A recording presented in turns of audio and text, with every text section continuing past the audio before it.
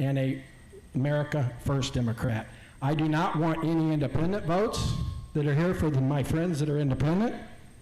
I do not want any Republican votes to my friends that are Republican. In fact, I'm really close with David Kallenberg, who should be definitely involved at the agricultural area in California. Yeah. So what's important about me, I think, is as a Democrat, you really got to learn what's happened to the liberals. They've been run over by the atheist Marxist mafia. It's that simple. They're riding bikes with them, and they don't want to. They're looking for a leader. If you're a liberal or you're a Republican or an independent, and you have friends that are Democrat, you introduce them to Scott Shields' website. I'll pick up the phone with anybody. I'll fly anywhere to meet anybody, and I'll email anybody. I work my own campaign. Thank you. Thank you, Scott. That's awesome. Okay, you can actually give that to David. And I just want to touch on something that, thank you. I want to touch on something, Scott, that you brought up that is really important. There is one Democrat in the House today that is on the stage. We've got Republicans, we've got NPPs, and one Democrat. Every Democrat was invited that you saw on that flyer that went out. They were personally invited multiple times. So I just want to acknowledge you for being here. And I want to acknowledge every single one of you for being here. Okay, so thank you. Now we're going to go move that over. Louis Herms, you're next. Hello, Louis Herms, running for governor. I think first and foremost, you have to understand your enemy if you're going to defeat the enemy. And this was an enemy that went after us with COVID. We can't play games with it. This was a plandemic for sure. I can tell you that in 2020, I did a 9-minute film called The Big COVID Lie. Almost destroyed my life. 9 minutes, because we were on top of it, because I figured out that in 2009, the 3 top dictionaries all had the word pandemic would show you that it's virtually people dying in the streets. By the way, all those dictionaries were changed in 2009 and says, just defer to your 3-letter agency and they'll let you know what a pandemic is. You can read it up today. This was planned. We have to understand this. We also have to understand that a mandate is not law. A mandate was enforced not by the government, but by the corpocracies, the corporations that took that dog whistle in and said, we will enforce it for you, Mr. Newsom. Think about that. We have to be educated. And you need somebody in there that understands the issue, number one, and then somebody like myself that's willing to absolutely clean house from A to Z. We cannot use any of the established people that were in there that were part of the problem in the first place.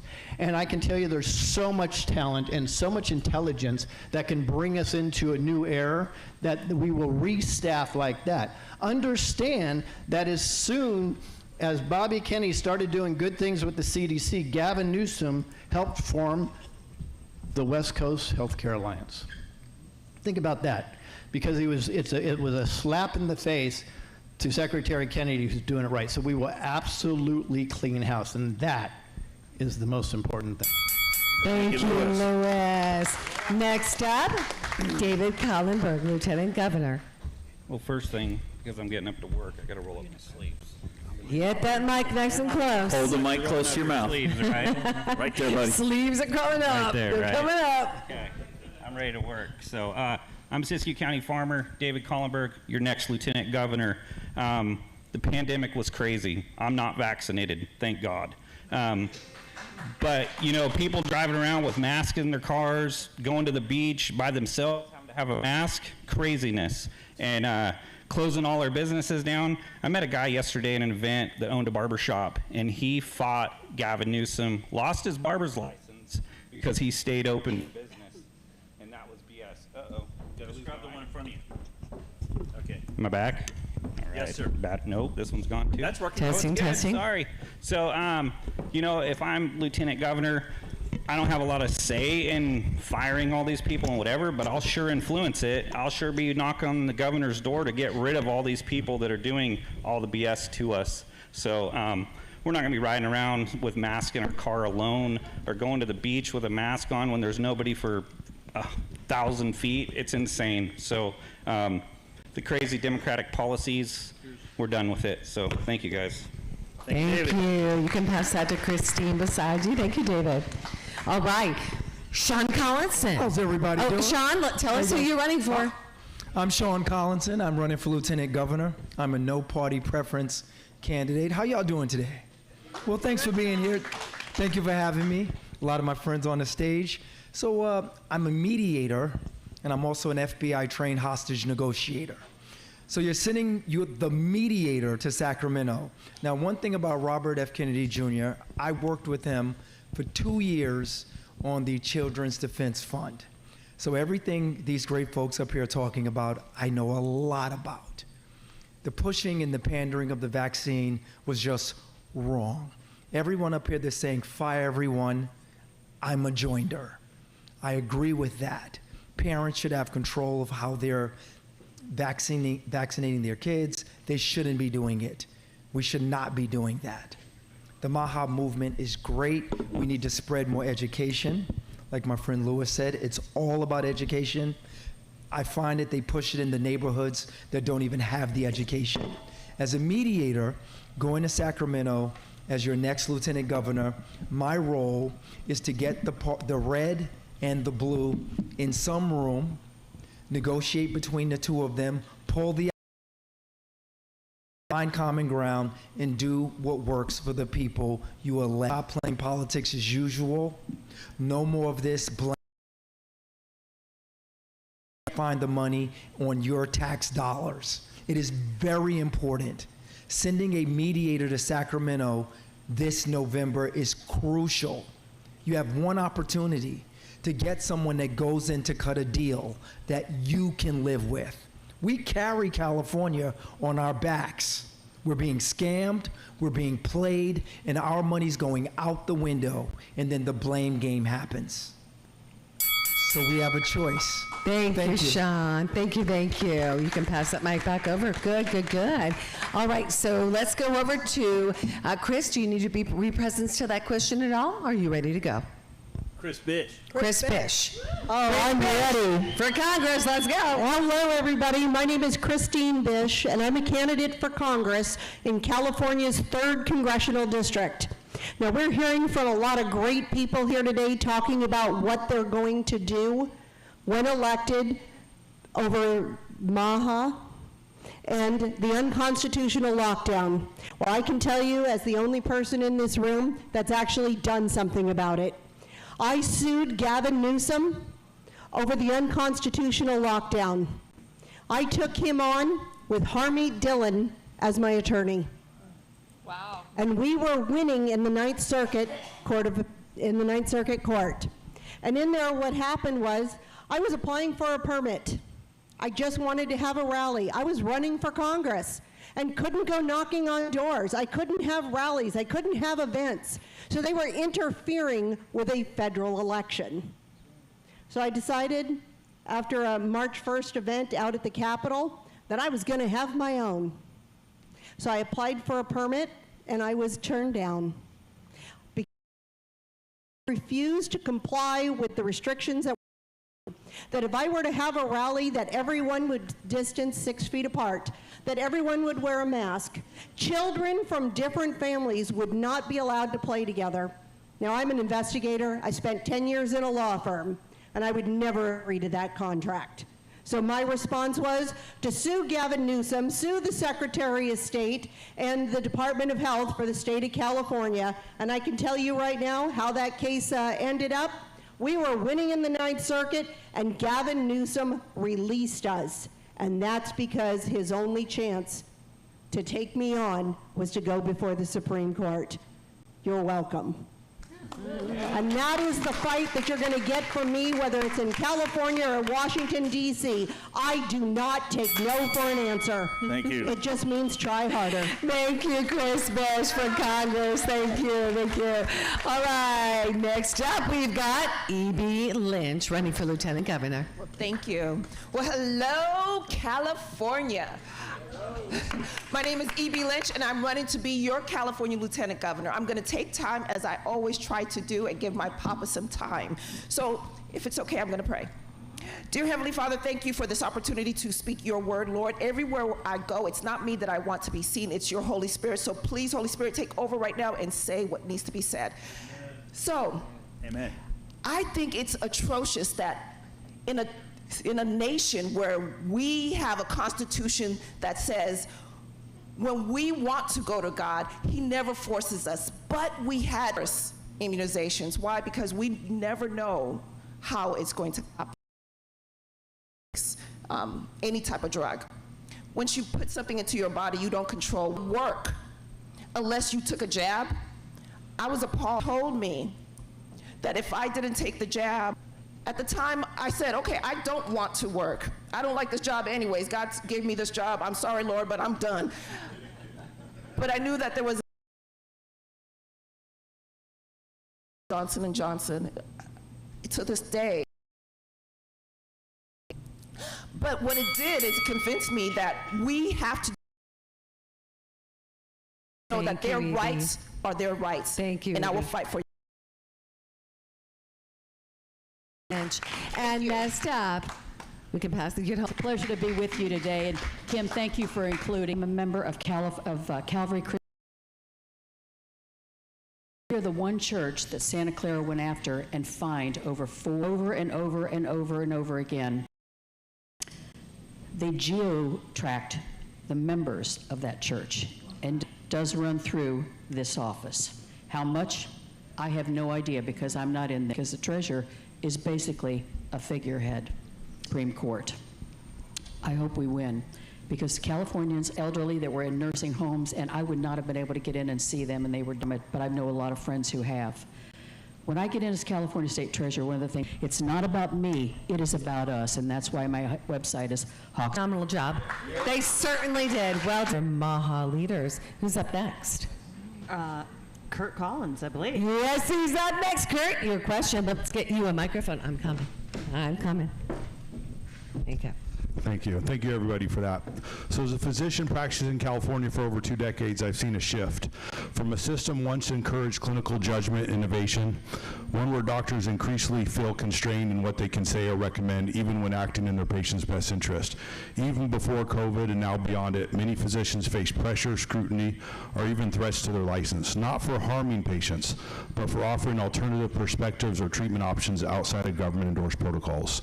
Meanwhile, states like Idaho and Florida are passing legislation that prohibit most vaccine and medical mandates across government, employers, schools, and businesses.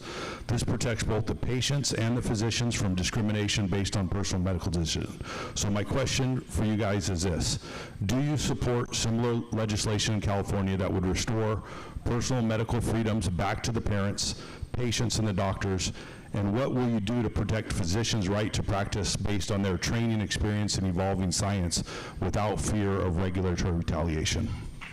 Very good. Great question. Let's pass that mic, Jennifer, over to Chris Bish. Chris? Okay. Right beside you. Chris, let's go first. Okay. I'm going to tell you exactly about tell them this. who you're running for. What are you running for? This Christine Bish, I'm running for California's 3rd Congressional District. Now, what we're talking about is the mandates. And this is something that I did fight. And I'm going to tell you, I did get COVID, and my doctor lost his license for prescribing me ivermectin. And he took care of a lot of other people and was forced to leave the state. This was reprehensible. I was one of the lucky people that didn't have to get the vaccine, that stood up against the governor, stood up against the government, and said no. The mic's gone. Mic's gone. I don't need a mic. But just to let you know, I've stood up to this. I watched my doctor lose his license for the giving me alternative treatments.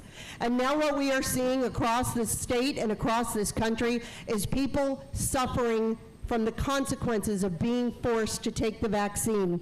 That's one of the things that I fought for when I sued the governor, and that is one of the things that I will fight for, to change federal legislation and protect our right to choose. Thank you, Christine. Mic on, please. Thank you, Christine Bish. And Christine, you can pass Remember, that to these are 1 David. minute. These are 1 minute. What was that? Just reminding these guys it's 1 minute. It's 1 minute. Yes, thank you, Doug. So these are 1 minute rounds. You did a great job. Hang on with that mic right there. And we're going to go now the opposite direction. So Jennifer, we're going to go to Jennifer. We're going to go from the inside out. We can get that mic back to her. Fantastic. Jen, say who you are and who you're running for each time. Jennifer Hawks, I'm running for California State Treasurer. Wow. Can we repeat the question? Do you support laws? Do I support what? Do you support legislation like in Florida? Absolutely. I think that we should not have to have anything put into our bodies that we don't need to, and I'm going to reflect back on my little granddaughter. This is not really a COVID, but this just has to do with all of the vaccines that are out there. When she was maybe 3 months old, maybe 6 at the most, one of her vaccine sessions, she had 6 vaccines at the same time. 3 months old. I mean, I think that is just absolutely outrageous that we are doing this to our children, and we are seeing more and more of the results of pumping all this stuff into our kids. I think the time is now. As we're moving into this midterm election, we make sure our voice is very loud and very clear that we are taking our medical freedom back, and we mean business. And I am all for making sure that that works its way all the way up to the federal level, because this state has, I think, way overstepped. Thank you, Jennifer Hawks. Fantastic, excellent. And you can give that to Evie. Stand by, Evie. We're going to come on over to David Kallenberg, and then we'll go to you, Evie. David Kallenberg, running for Lieutenant Governor. I have 6 kids. You are not, I don't care what law, mandate you pass, you're not forcing me to do anything to my kids that I do not want to do or approve of, ever. And anyone that stands beside me, I will back them up 110%. So, not going to happen on my watch. Fantastic, thank you. You can pass that to Scott, and let's pop up Evie Lynch. Okay, yes. So I know I only have 1 minute. So just like I said before, there should never be a time that the government is forcing us to put anything into our bodies. So yes, most definitely, not only will I support legislation, but once I'm in there, I'm going to help draft the legislation, because we were giving bodily autonomy by God, and only God can take that away. We should never have a government that says, hey, I know better than you, parent, what your child should have. We know now, because of the great work that's being done at the federal level, that a lot of those immunizations, so-called immunizations, have caused autism. And we can do better. We must do better. And that means that every single one of us has to stand up, because when I didn't stand up, I paid the price. So that we don't pay the price, our children don't pay the price, and the next generation will actually reap from us being able to do the right thing. So yes, I will support it. Fantastic, thank you, Evie. Evie Lynch, running for Lieutenant Governor. Scott Shields. Scott Shields, I'm running for governor as a Democrat at shieldsforgovernor.com. I like potatoes, so I will definitely follow Idaho. Okay? Without a doubt, I'll follow Idaho. I like Idaho, by the way. The other thing, so that answers that question. I didn't answer the first question very good. I apologize for that. But I think it's very important, education. I've met some very sharp people here. Daniel, constitutional education is a big deal. We need a California public broadcasting system. When I was in D.C., we didn't want to get rid of Voice of America. We wanted to fix it. Carrie Lake and many that you probably know and are around. I started a private sector Voice of America. It's doing well overseas. We're doing very well.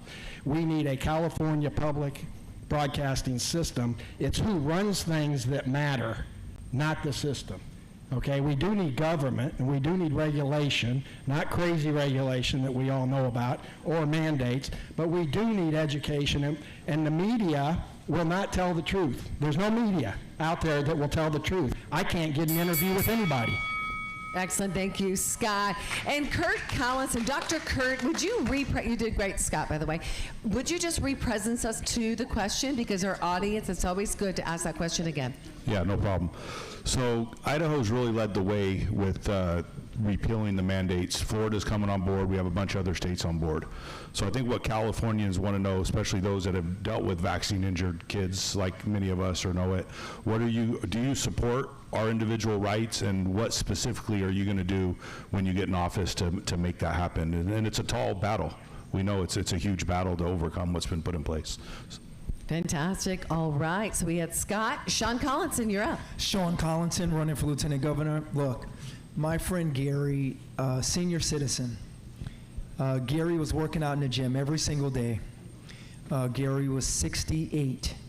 He then went and took the vaccine. We didn't see Gary for a while. Gary got sick. 3 months later, he passed away.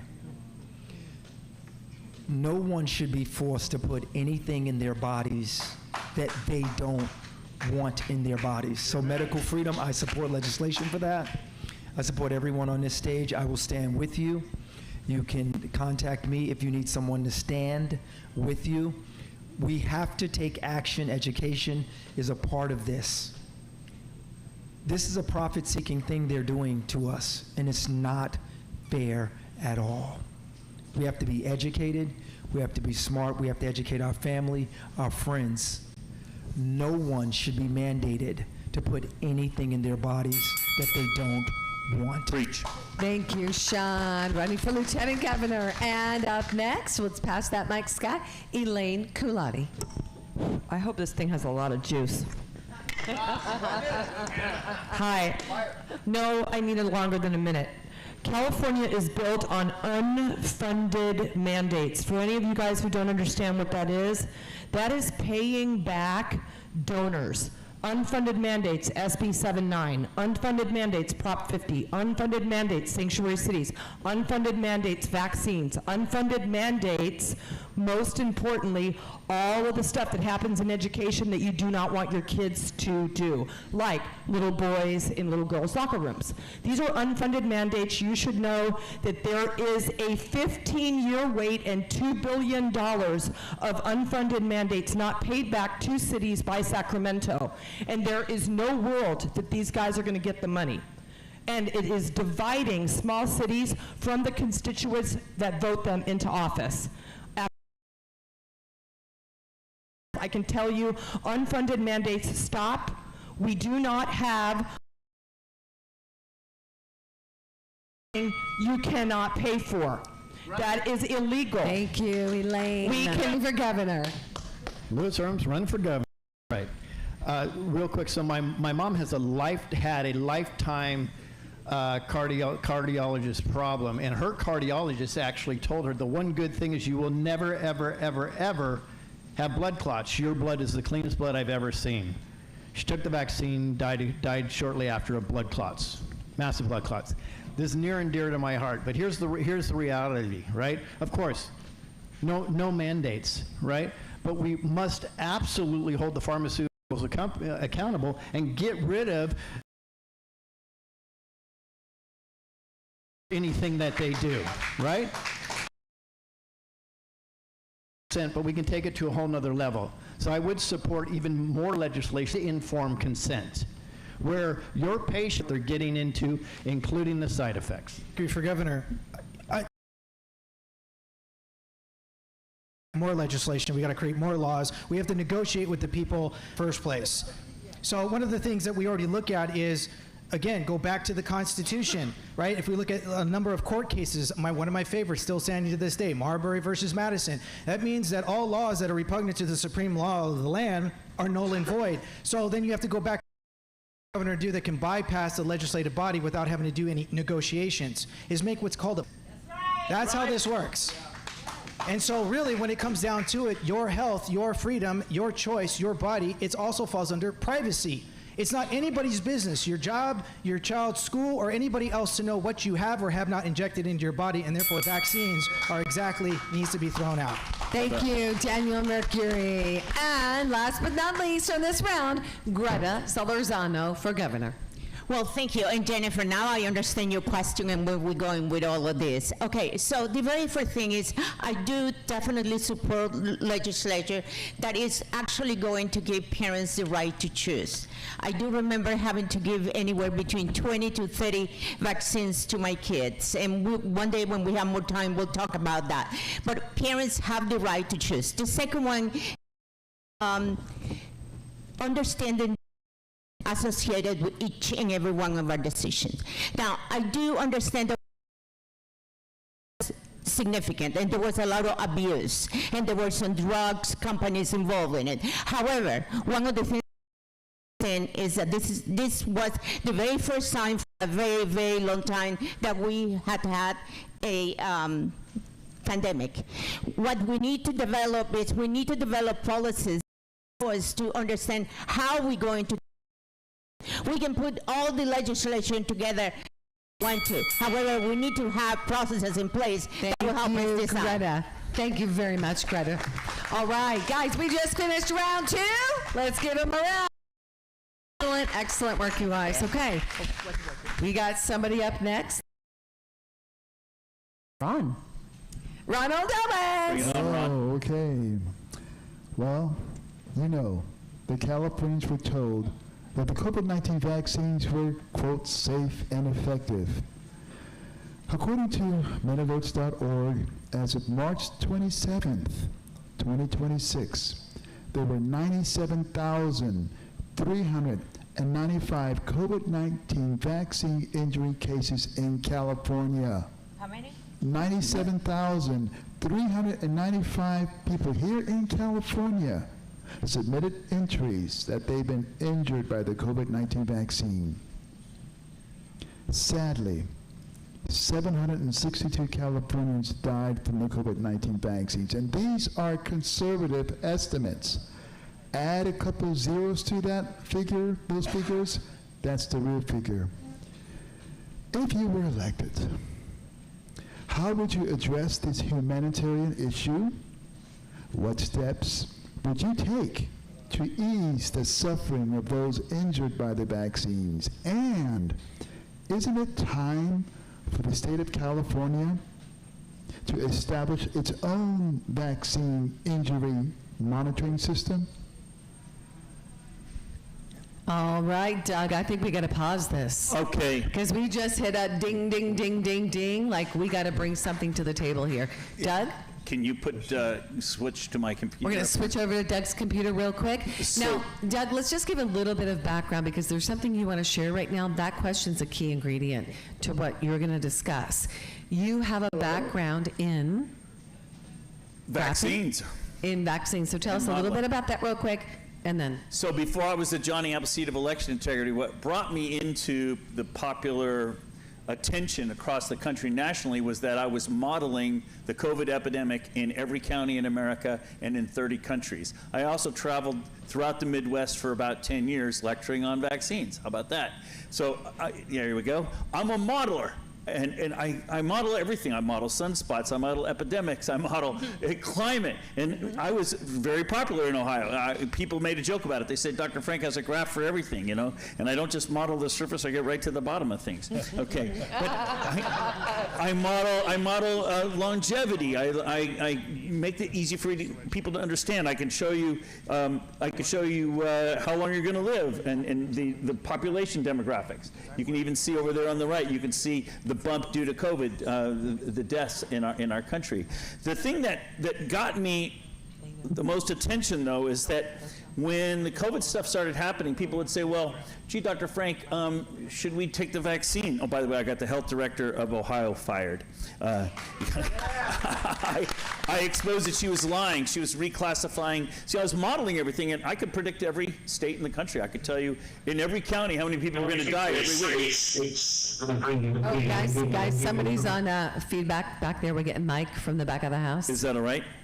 Okay. There we go. Sorry. And Doug, hang on one second. So we've got Steve Hilton on the Zoom on standby.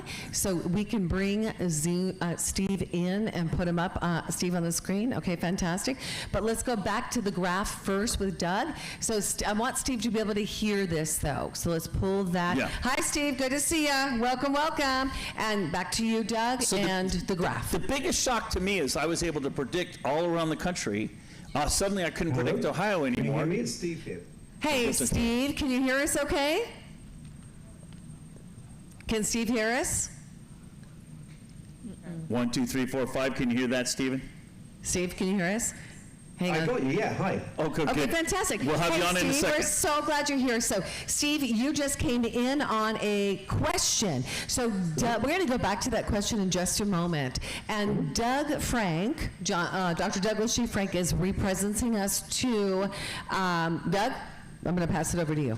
Right. So what happened was I discovered that the the health director of Ohio was lying. And we exposed that, and that's how we got her fired. What she was doing, she was reclassifying deaths from 6 months earlier as current deaths, and that's why my models quit working in Ohio. They were working everywhere else, so we exposed that. Anyway, she's running for governor now. People have a short memory span, I guess. But I was modeling excess deaths and whatnot. But the reason this is important is because the question is asking, what are we going to do with all these people that have been injured? Okay, and that is a real issue. What got me thrown off the internet was I made this graph. I showed the risk versus time. In other words, if you're going to have informed consent, you need to say to somebody, imagine you line up 1,000 people and you say, we're going to give each of you a scoop of peanut butter, okay? And then somebody's going to have a shock reaction, an allergic reaction to it. Imagine if you line up 1,000 people and inject them with something, okay? You're going to have even worse issues. The definition of safe and effective is, according to the official definition, is 1 injury per million vaccinations. That's the official definition. And Ron just said that there were 97,395 injuries in the state and 762 deaths. 762. I mean, this is like far beyond. But the thing is the reason this is important is because the numbers show that our government was lying to us. And the numbers show that the problem is far worse than that. We all know how that turned out. It was not a good result. But if you do a graph showing the number of deaths reported by VAERS, the national setup for vaccine injury, you can see there's been a huge surge in the reports and then the excess expenses. I have a graph for everything. The excess expenses that, you remember all the people were saying, gee, after the vaccines, we're expecting all these turbo concerts. People were saying things like that. Well, here are the numbers. There's massive surges in this. So this is a real question.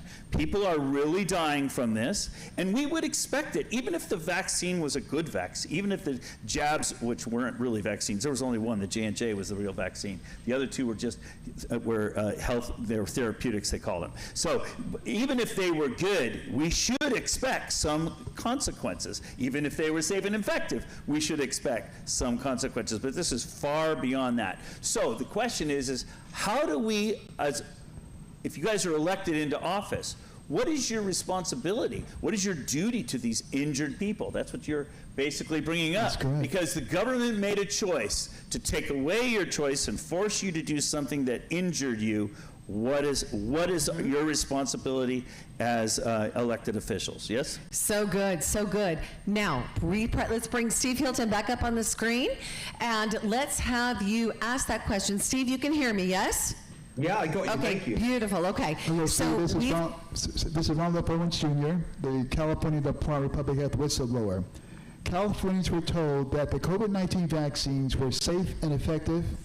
According to medalerts.org, as of March 27th, 2026, there were 97,395 COVID-19 vaccine injury cases in California. And from that number, sadly, 762 Californians died from the COVID-19 vaccines. And I noted earlier that this is conservative estimates. If you were elected, how would you address this humanitarian issue? What steps would you take to ease the suffering of those injured by the vaccines? And isn't it time for the state of California to establish its own vaccine injury monitoring system? Thank you. Thank you very much. I'm so happy to be part of it. I'm sorry I can't be with you in person. The aspect of the Maha agenda is something I've been passionate about for years, for more actually, and so I'm really, really proud and honored to be part of it. Specifically on vaccines, I just want to point out that I was the first to challenge It's right at the beginning of the whole thing. We've been working with Jay Bhattacharya at Stanford, some of the epidemiologists who later went on to, from the beginning of the lockdowns, right back to February 2020. And so when the vaccines came out and the mandates were there, I put Jay on TV. We went together, we lobbied against them, the mandates, and we made clear that this is totally outrageous, unjustified on any grounds, on public health grounds, on any kind of grounds, and all the mandates should be dropped, all of them. And so that's the first point I want to make. And actually, you could take it further back than that. On all of these outrageous authoritarian moves around the pandemic, I was the first to call them out. Right at the beginning, the lockdowns, the mask mandates, all of it. I was the first anywhere to really challenge it. People said I had blood on my hands and all that kind of stuff taken off YouTube, etc. Right from the beginning of the pandemic. Specifically, I want to say that the... Let's give him another minute. Yeah, we're going to... I didn't realize we had No, a you're time good. limit. No, Steve, we're going to give you a couple, and we're actually going to give you a couple more minutes here, okay? Because I know you're with us for a window, and then we're going to open that up for you guys to respond as well, okay? Thank you. Just a couple of things. First of all, we need a broad definition of vaccine injury, I think, which includes all those people who lost their jobs as a result of refusing to take a totally unjustified, to comply with a mandate. All those, that's also injury. And we need to remember that and not let that slip away. I actually said this in the first week of my campaign. In fact, I went and stood outside the French Laundry to say it, that as governor, on day one, I will appoint a COVID Accountability Commission, and we will look into all of this with legal force, including criminal prosecutions where necessary, and we will make sure that we have a process to take care of people who've been injured in all different ways, economically, physically, their health, all of that. We cannot and will not forget it. I have been incredibly strong on this from day one, and I'll be incredibly strong on it. Thank you, Steve. Stay with us, Steve. Do some free. We're going to be able to make it all the way through, and I've got a couple more questions, but I'm going to give you a little bit more space right now. We're going to bring these over to 2 minutes. Hi, Steve. Hi, Elaine. How you doing, honey? Good to see you. Very good, thanks. Okay. Sorry I can't be there. We're talking about what would happen if I was in office with creating a better website or a better place for people who are vaccine injured to be able to list their injury. Steve just made a good point. You know, injuries can be a very big definition, and losing your job and your pension and things like that are definitely injury. And that happened to a lot of firefighters and people that just wouldn't do it. But more importantly, we have this other big, huge looming issue, and that is immunity to drug companies that are creating vaccines. Now, I don't understand if you've got 10, 20, 30, 40, 50-year-old vaccines, why any immunity is needed. Because if you don't know by then if it's dangerous, then there's something wrong.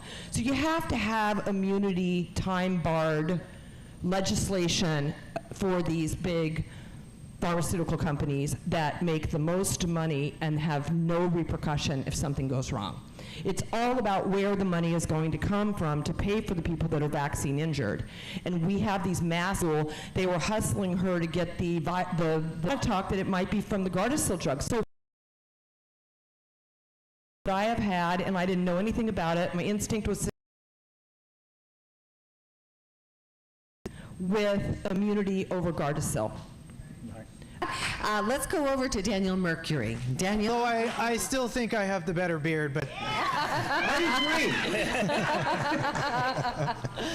I'm going to capitalize on what Elaine just said when we talk about the immunity. That is one of the key problems, but it's something that the governor can actually do as creating a state agency along with the other commissions and boards that we have. When you look at the 1986 Vaccine Injury Act that was instituted by Ronald Reagan, yes, it illegally gave immunity to the pharmaceuticals and manufacturer companies, which again is unlawful. And what they did is they created the Office of Special Masters, which is then what they do is they take tax money and they put it into a trust that then anybody who's injured, we the taxpayers get to pay on the pharmaceuticals damages. So if they cause the damage, you get to pay on it. And that's also a violation of the 14th Amendment. It's also a violation of the state constitution under equal protection under the laws. Well, you don't have equal protection under the laws when the opposing party that caused the damage has immunity. So that's a problem here. So one of the things that the governor can also do with the commission that they can create is to prevent further taxation going into the trust that then would starve the pharmaceuticals so that they are personally held liable until they pay up to the people that they have actually damaged, and that goes along with the FDA.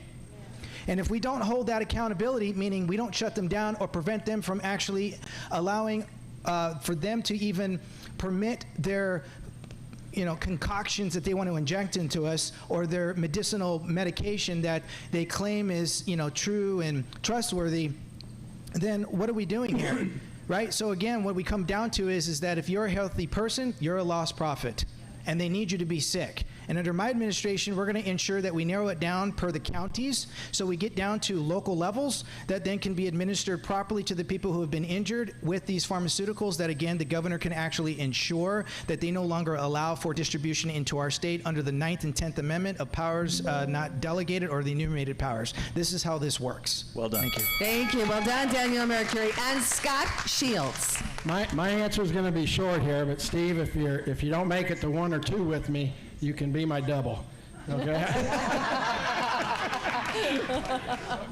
but anyway, I think there's times, and I heard somebody say this earlier, and I've said it before, that you need to work with the federal government and who's in the federal government that you can collaborate with and come up with solutions. Bobby Kennedy, Robert Kennedy Jr., obviously is head of HHS.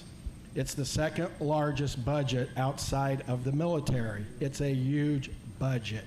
He's in what I call, on my CV card on my website, you'll see it, the intersection of progress and tradition is fraught with alienation till success. He's in that intersection. He's got a lot of people on the pollers. He's got and he's doing a good job, in my opinion. In my opinion, everybody here, myself, should try to work very closely with Robert Kennedy, who was an attorney that sued corporations over and over and over and over again, legitimately, and then left and became friends with him. He didn't have emotion in it. It was intellect and heart to find a solution on how to take care of this problem. I'm not smart enough. I believe Bobby Kennedy is smart enough, and he's in the office that can make a difference for California and the people that have been hurt, and I know his heart's there. Personal opinion. Thank you, Scott Shields. You pass that right down. Scott made a comment there. Yes. About, he was saying if you make it to 1 or 2. Remember, this is a jungle primary for the governor race. So that's right. It doesn't matter party. It's irrelevant. It's the 2 top vote getters in the primary. Go to the ballot. Doesn't matter whether it's Republican, Democrat, or MPP. Yeah. So good, so good. Just a reminder. Okay, so what we're going to do right now is, Steve, you've got about 8 minutes left with us. So what we're going to do is I'm going to have Louis Herms go next, okay? And then we're going to take an opportunity in this time for you to share. I want us to stay on the subject we're on, Steve, and I want you to, give a response to. We'll have Louis share really quickly. That'll be 2, and then we'll have Jennifer. Let's have you share. Okay? And then we'll have Steve respond to that before you go, Steve. Okay, Louis? So, we think maybe it's possible if there was an actual pandemic, you wouldn't need to pay to advertise to get people vaccinated. Right? You think people might just be running as fast as they can to get vaccinated if it had efficacy? Is that possible? Right? Did you know they put almost $26 billion into advertising per year for the vaccines? Did you know the cable news networks were taking up to 70% in advertising? Did you know that you get paid, the doctors and the medicals, if you give them a COVID test? You get paid if you get a positive. Think about that. You get paid if you can enter them into the hospital. You get paid to give them remdesivir. You get paid to put them on an intubator, and then you get bribed as a family member money to sign off that they died of COVID for their death certificate. Is that a real pandemic? Would you really need to do that if there was a pandemic? Get your jab. Think about it. Never would happen. We need to be the education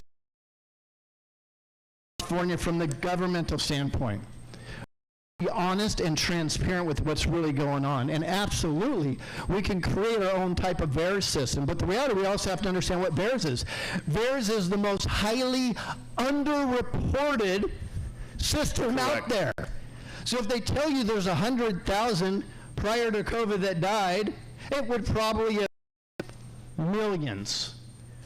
Based on my investigation, somewhere between 4 to 5% maximum are reporting. Did you see that number that Doug put up?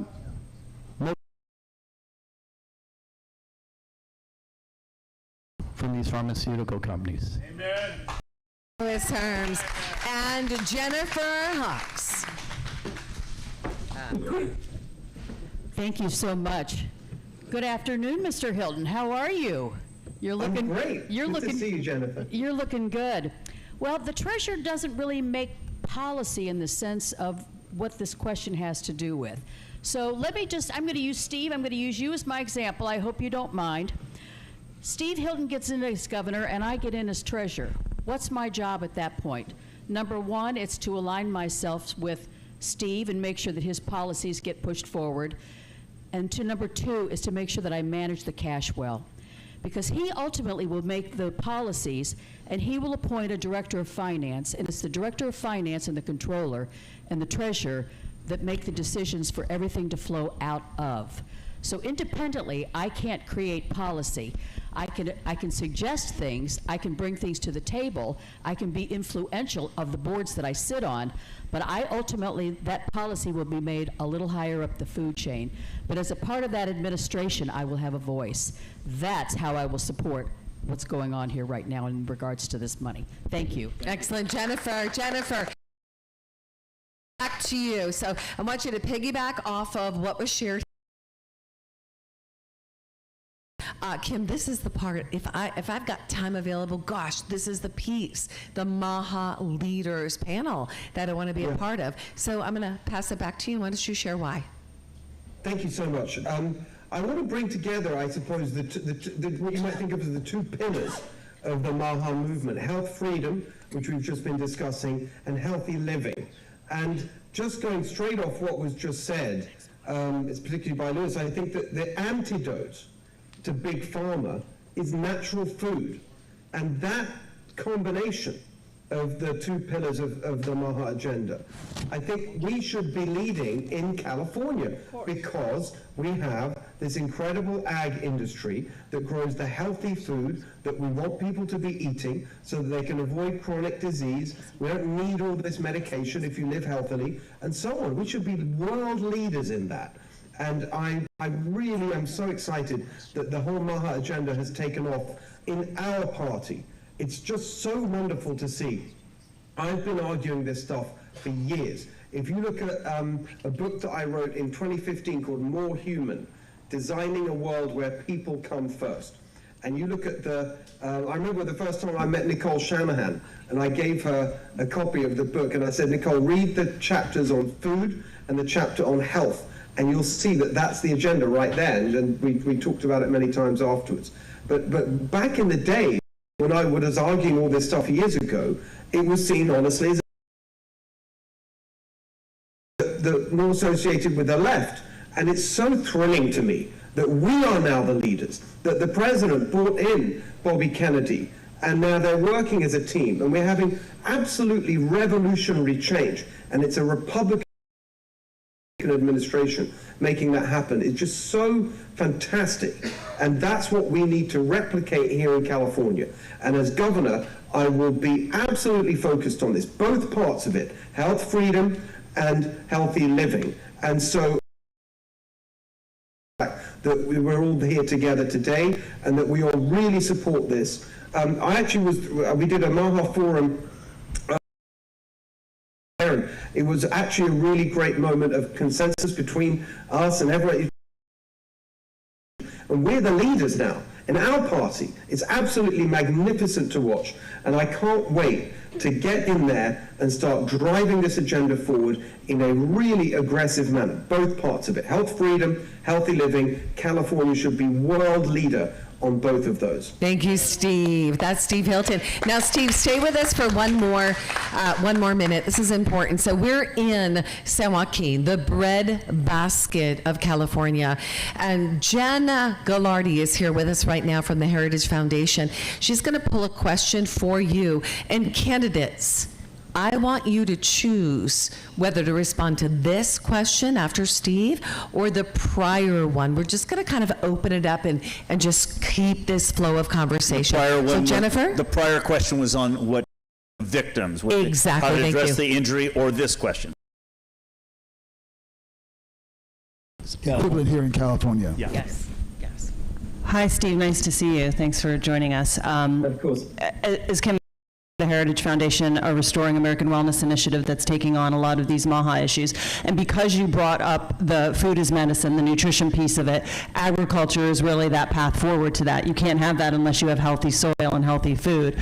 So, California with its environment, they say they want climate resistance, public sustainable food system, yet many small and mid-scale farmers make it nearly impossible to invest in regenerative, low-chemical, locally oriented farming. Permitting costs, limited access to local processing, and regulations written for industrial-scale agriculture. Farmers argue that California policy often penalizes diversification while favoring consolidation. What specific policy changes would you support to ensure California farmers can invest in regenerative, health-oriented practices, maintain control over their land and markets, and remain economically viable without being regulated out of existence by a one-size-fits-all rules? Yep.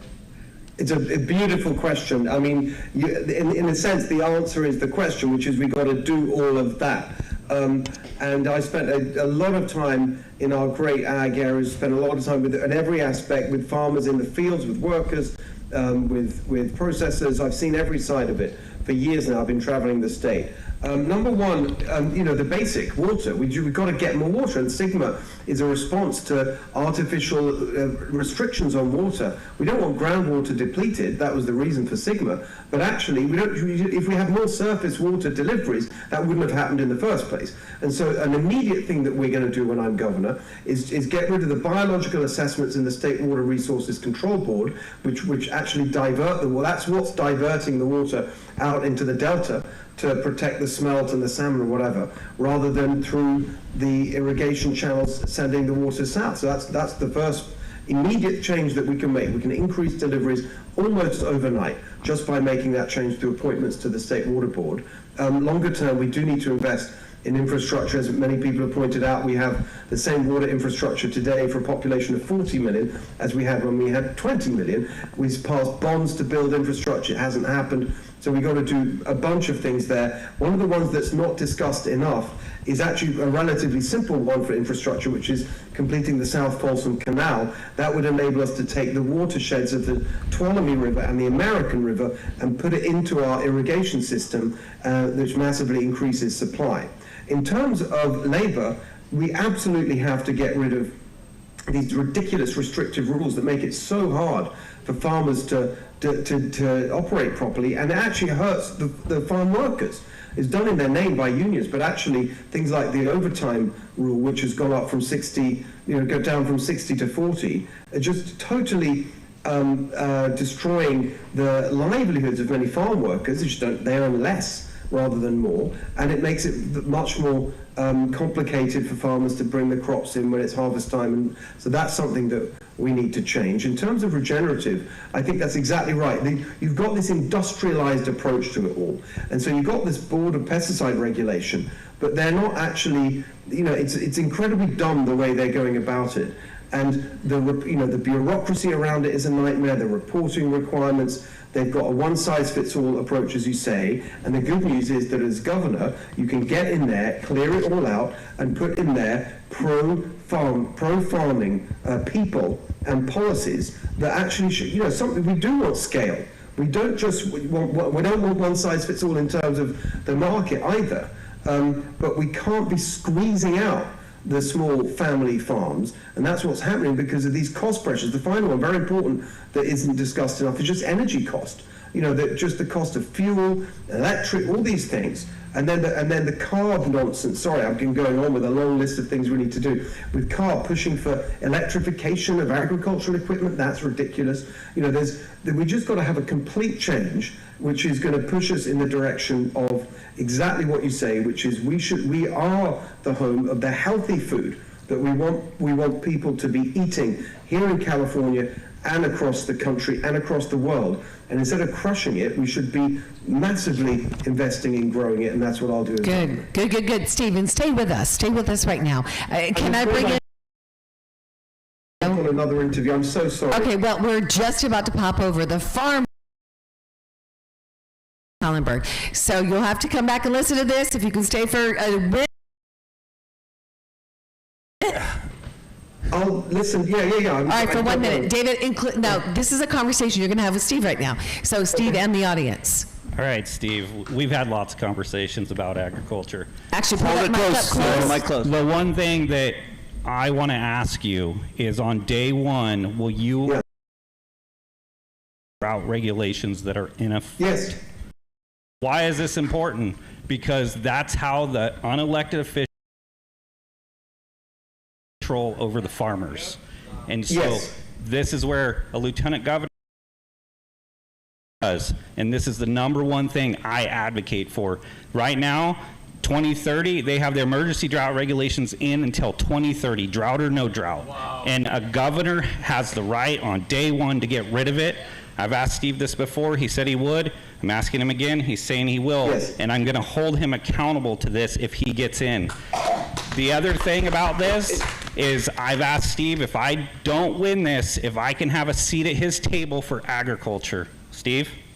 Yes, and I'm delighted to say that, because that's what we've got to do. We've got to get, at the moment you've got these ideologues and bureaucrats who don't know anything about farming, they don't know anything about nature. It's all out of books or paper or theory or whatever. They actually don't understand. And so we've got to clear all those ideologues out and put in practical people who understand deeply. The people who care most about our environment, about nature, are people who live in it and work in it, ranchers, farmers. That's what we've got to get into all these agencies. As on drought, you're 100% right. It's a man-made drought. I'm sorry, a Democrat-made drought. It's artificially created in order to give them power over us, and it's got to go. Absolutely. Thank you, Steve. Beautiful. Thank you. All right, Elaine Kulani, you have not had an opportunity. Elaine, hold on. Have you gone and responded to the question yet? No.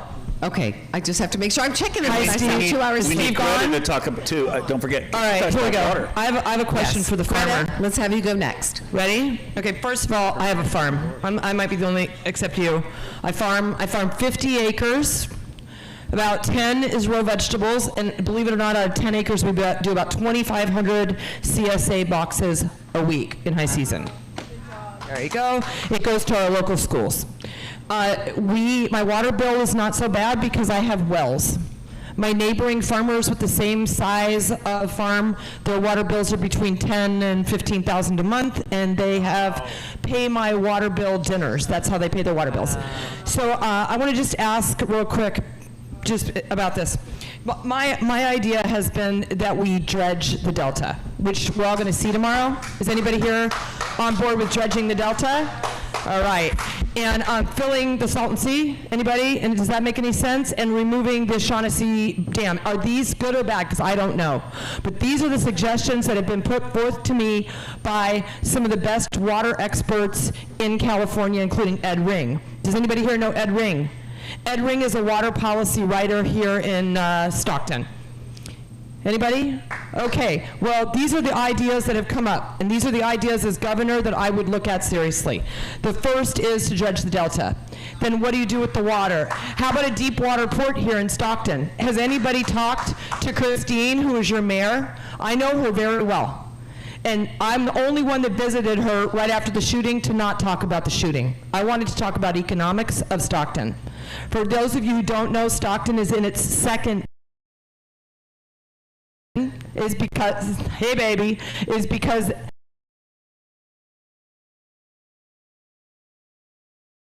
possible deep water ports in the country. Farmers cannot afford the Farm Bureau dues, and it's only when the rest of the world doesn't know what a pluot is. Large farming should fresh farm food on rail is 75% less than it is in any other mode of transport. Do a pay it forward, large ag will carry small farmed food across the country. Thank you. I'll tell you what, there is nothing like having it really was.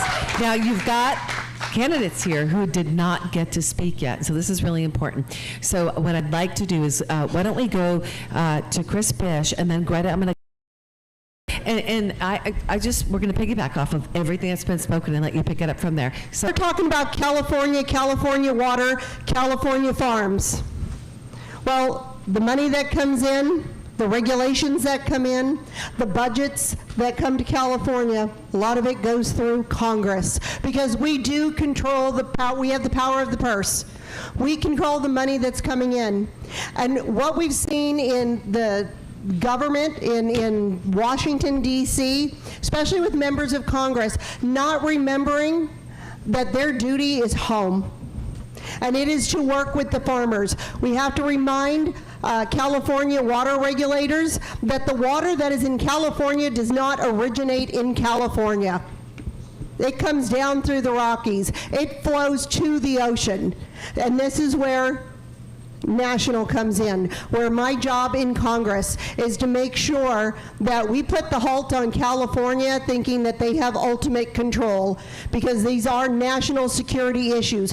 Food security, that is a national security issue. Water management, this is a national security issue. And as your representative in Washington, I will work with our governor. Thank you. Very good. Very good. And you can pass that down. Just pass that down. We're going to work our way down there. Sean, Greta, we're going to have you go next, and then we'll have Sean Collinson go after that. So, Greta? Okay, so this is definitely one of my areas of expertise. I really enjoy talking about this. Farmers are in deep trouble right now. It's not only the energy cost that is coming up with all the crises that we have around the world, and 70% of our oil right here in California is actually imported. Then we have the fertilizers. 90% of all the fertilizer that we use here in California is actually imported. All this synthetic fertilizer. So the price of food, the price is definitely coming up. So I want to give you a little bit of a statistic. In California, we get about 200 million acre feet of water a year. So we really are not in a drought. Only 25% of that our infrastructure can actually handle. So my goal as a governor of California is to ensure that we do have the storage facility, 1. 2, that we have a recycling system, and 3, desalination plants. Thank you, Greta. Yes. That's super important, that what she said, that statistic. Okay, then let's hold that. 200 million acre feet of water comes down in our Sierras or across the state, but we only have the capacity right now to handle 25% of it. Okay, but for example, Shasta Dam, we already have the money allocated to increase the height of it, and all we need is a little more infrastructure, and there's no drought, and we have all the water we need. We just have to manage it a little before, the infrastructure is 40 years old, 60 years old, and here we are, population is growing, and we are not. That's an important statistic. We have the water, we just need to build the infrastructure to manage it. Exactly. Thank you. Yes. Yeah, so good, Greta. So good. Excellent. And why don't we go, Sean, you're up. Sean Collinson for Lieutenant Governor. The Lieutenant Governor's role is to work with the governor So if it's Elaine Colati is elected as governor, I will work with her, Lewis. I will work aside Lewis to make sure that the number one thing for farmers, I'm speaking of farmers, I live in Los Angeles. I go out to Camarillo. The regulation is killing them. It's also killing small businesses. These folks are carrying California on their backs. Do certain parties want healthy, organic food? They do not. They want to do it a completely different way. They do not want the farmers to make it. So it's very important. I commend you for what you're doing as a farmer. As a farmer, that is very important. A lot of people spend times at farmers markets. We just have to have reasonable things happening in California. And I think that this election season, we are being educated. There's folks that are coming along doing that. I will work aside the governor to make sure that that happens. Thank you. Thank you, Sean. Thank you, Sean. And E.B. Lynch. Well, hello. You know, what I keep hearing is the same theme. Like Dr. Frank said, we have the water, it's just not being utilized. People say, oh, we have a homeless problem. Well, I say we don't have a homeless problem. We don't have a water problem. We don't have a money problem. We have an integrity problem. Right. We have lawmakers who make laws for themselves and their buddies. We have to dredge the swamp here in California. We need to get new blood in there who truly understand what's happening at the lowest level. The farmers and the small businesses are the backbone of California and our nation, and yet we treat them like they're throwaways. Well, as your lieutenant governor, I am going to fight to make sure that that stops. We have to make sure that people who are coming into the Senate, who are coming into the legislature, have integrity. How do we do that? We do the work of researching what they did, not what they say. Because people could tell you anything. But my job is to protect you and your interest. So I'm going to make sure that the commissions are filled by people with integrity. I'm going to make sure that whatever party, I'll work with them to elect people that have integrity, because that's what we need to bring back to California. Thank you. Amen. Thank you, E.B. So good, so good. All right, I'm going to do a little bit of a roll call. Scott, you have not gone yet. That is correct. You've not gone yet. And Daniel, did you go yet on this question? On farming? What was that? Yeah, you did not go on this question. Okay, so I'm going to have Scott go, then Daniel, and I think we've hit everybody, right? Farming. I think your rule was, though, if you win another question, you're not. Yeah, no, choose one or combine them together, because we want to hit that last question, but I want to give you guys the opportunity to be heard, right? Sure. Okay, so let's do this. Scott, let's have you go, and then Daniel will have you go. I'll be quick. Like Steve, and Steve, he's not on right now. No, he's gone. No, he's gone. David, that was great, getting him to commit to you.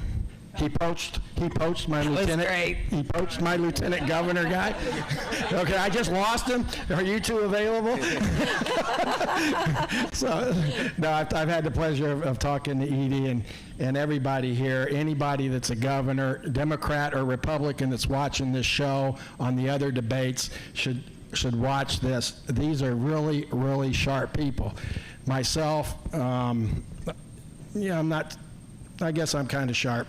But anyway, in the crypto area, we've set up a crypto commission, and finances do matter to solve California. A lot of people don't know crypto. I'm not saying buy it, I'm not saying sell it. We've got an 18-month rollout plan. We offered it to President Bush and David Sachs. I couldn't work with either one of them at the time. Not their fault, not my fault, very bureaucratic.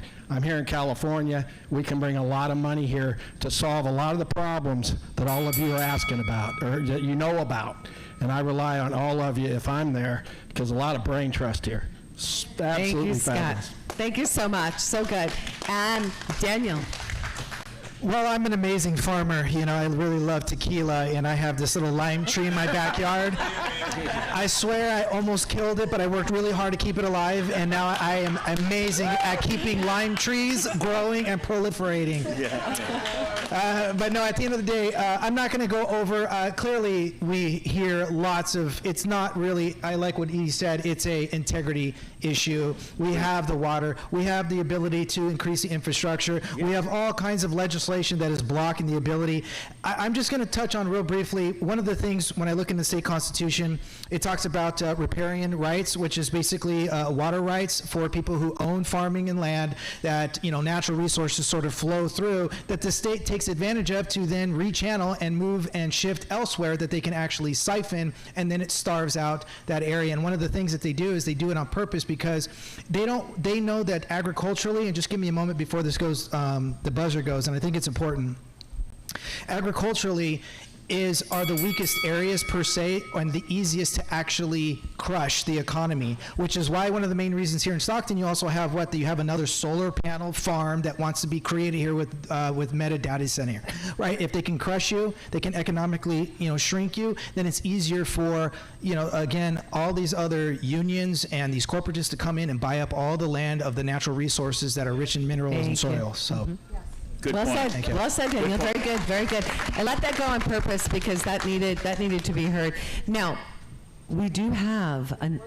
Oh, yeah. I think let's give Louis Herms 30 seconds and Jennifer. Let's give you 30 seconds because I know you guys both want to comment on this. This is something that I have been looking at because this falls under bonds. We have passed bonds for water storage, but you know where the money goes? It doesn't go to the project. Do we have any of those water storages built? No. Just like our train to nowhere, we have the issue. That money goes out the door, and the next thing is in the hands of consultants, environmentalists, and everything. It gets funneled, and before you know it, there's no money left. Right now, 2033, I'm going back to the train thing, just to tie this thing around. The train bond that we put out in 2008 comes due in 2033. It is right around the corner. It is the same problem that we have with the water storage and everything else. Thank you. So good, Jennifer. And let's go to Louis Herms. 30 seconds, Louis. So just real quick, a healthy people historically are a profitable people. Healthy people absolutely have more babies. Healthy people are more prosperous. So where we're going to invest? Let's invest to have the best quality food we could have, and therefore we'll have healthier people, more prosper, and what a wonderful investment. I'm sure it'll pay tenfold. So good, so good. All right. Guys, was that an amazing round? That was so good. Okay. Here's what we're going to do. We're now into media time, but we've got to get to this last question, okay? Dr. Kurt, you're up. Let's have you. You want, okay, here we go. This is the last question of this section, then we're going to media. Yes, and they'll close it up, though. All right. Wow. Got really quiet. As you all know, California has moved aggressively on gender identity politics in schools. Everyone's like, yeah, here it comes.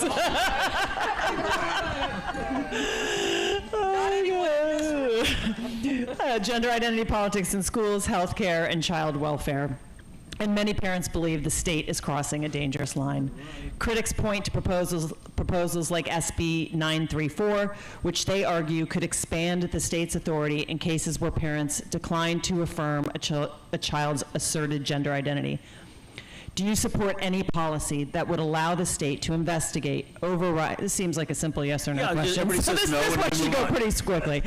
Do you support any policy that would allow the state to investigate, override, or remove children from their homes based on a parent's refusal to affirm societal or medical gender transitions? And if not, where do you draw a hard line to protect parental rights and prevent government intrusion into family decision-making? Daniel Mercury, you were the last to go. We're going to give you up as the first now. Okay. How much time do I get? 5, 6 minutes? No. So let's give you funny. Let's do this, guys. Let's. You can do that in a minute. Yeah. Yeah, and then I'll let you guys do after this. We'll do closing statements. Okay. Okay. Go on. Well, first off, no. I don't support any legislation, any furthering of any of these laws into transgenderism or infringing upon parental rights. The parental rights really comes from the laws of nature and of nature's God, which is written in the Declaration of Independence. So government doesn't have any right to actually infringe upon a parental decision with their child. And if anything, it's doing nothing but causing more harm to our children when you do that. And of course, when you look at the statistics when it comes to children who are getting put on hormone blockers and so on, they actually have a higher suicide rate. And, you know, it's unfortunate to placate and pander to this advocacy. So one of the things that I'm going to be focusing on, we have the Judicial Performance Committee that the governor can actually appoint the 11 bodies to begin investigations to start removing these judges who are. Thank you. That's just one thing. Very good, very good. You can give that to Greta. Greta, we're going to have you go next. This is definitely something that I'm really interested in. And one of the things that I was doing is I was looking at some of the kids that are in kindergarten that live in my neighborhood. And these kids come with all those rainbow things. And I'm wondering, why does a kindergarten kid needs to understand that is a crime, that is brainwashing our kids, and that is destroying our society? Kids that are 10 to 13 get to see equipment that they are used for male and females that want to change their sexes. As a governor of California, one of the things that I will do is I will hold the education for the curriculum. I will make the curriculum transparent, and I will open school of choice. I want to make sure that parents have the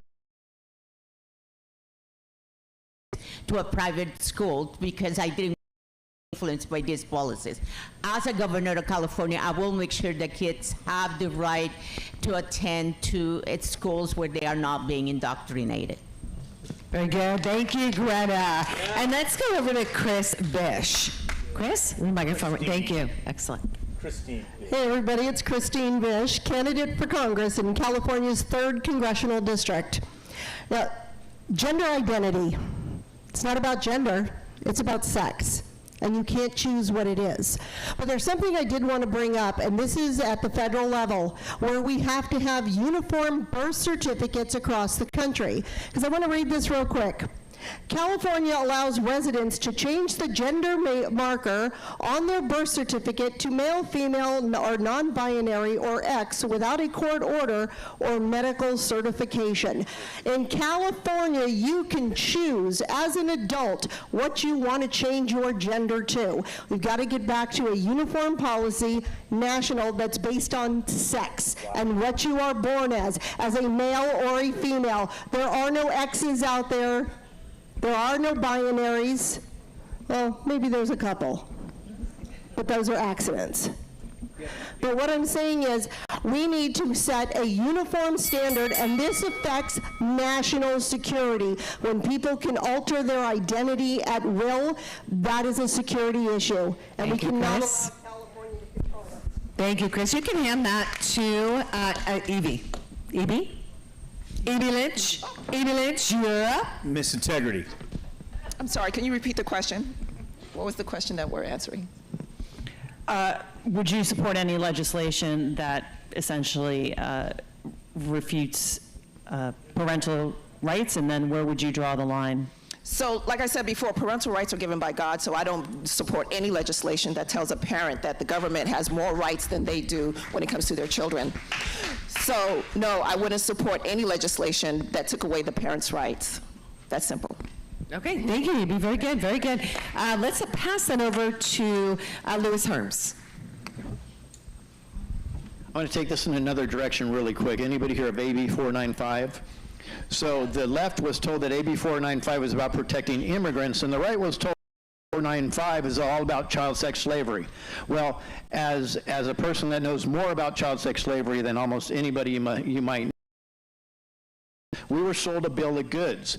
What it is before AB 495, if you went into your doctor and said, I do not want to vaccinate my children, they would browbeat you and try to get you to do it. Now, or if you said, I want to gender affirm or I don't want to gender affirm, guess what? Now under AB 495, the nurse can go into your school withdraw your child, try to change their gender, which is impossible, by the way, or vaccinate your child. We need to have the education so we know what's really going on, and we're not buying the left or the right, because it's an illusion of choice, and it's very important for us to know what's going on. Thank you, Louis. Scott Shields. Absolutely no. And Louis is absolutely right, and why we need a California public broadcast system, so we can put Louis on TV, Daniel on TV, E.B. on TV, David on TV, Elaine on TV in interviews when the press won't interview them. I have a gentleman here I got to give a shout out to right now. His name's Don Bahana. Woohoo! We love you, Don. Woohoo! He's a good friend of mine. He spent 25 years in jail. I'm working with him on justice reform. He's 88 years old. Came to this event from L.A. Wrongly accused. Everybody wrongly accused, by the way. Yeah, it's on the website if you want to read it. We did a whole analysis, and I've been supporting this guy big time because it's important. And nobody will talk about it because it was Michael Jackson's brother's ex-wife. Yes. And this guy got railroaded, and he would not say he was guilty, and he could have got out in 5 years. Talk about integrity. He's got it. Read about Don Ohana, okay? It's important, and anybody here at Heritage, too. So good, Scott. And I want to present you guys, one of the questions for the governor debate tomorrow will be on the prison system. So you might want to just do a little bit of digging, and we will bring in the example of Don Bahana. And we're honored, Don. We're honored to have you here. We've had many conversations together. I'm so glad that Scott introduced us, and you are a warrior. And I just got to tell you, he could be, Don, you could be bitter. We've talked about this. You could be resentful. You guys, he is so joyful. And what Don has is, he lived 25 years. He's going to tell you what the prison system needs. He's going to tell you what's wrong. He is the key expert. Okay, and we're going to be talking to you more tomorrow, Don. All right, we're going to pop back over. Come on. So, Collenberg, let's get you going. David Collenberg, Lieutenant Governor. Well, as you guys know, I have 6 kids. So anything that is passed that... Say that again. What did you say? I said I have 6 kids. So I love it. Anything that is passed, period, that takes my rights from me parenting my children how I want, those people should be in jail. Right. Straight up. So, anything that, whether it's gender affirming or male, female, there is only 2 genders, male and female. That's it. There should be no males in women's sports. There should be no males in women's bathrooms, period. And if there is, whoever allowed it should go to jail, straight up. Thank you. Well said, well said. Let's get that mic down to Sean Collinson. Sean Collinson for Lieutenant Governor. Look, the government should not be dealing with kids. They should not have any authority over our kids, period.